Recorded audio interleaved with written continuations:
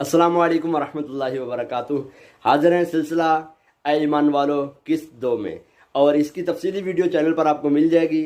اللہ تبارک و تعالیٰ فرماتا ہے یا ایھا الذین آمنوا استعینوا بالصبر والصلاۃ، اے ایمان والو صبر اور نماز کے ذریعے مدد چاہو۔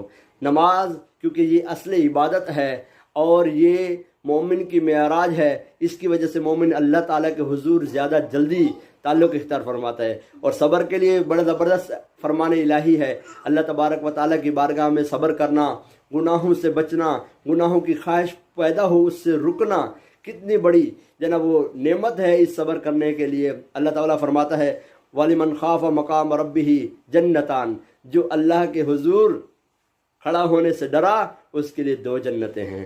تو جنتیں 2 ملیں گی انشاءاللہ۔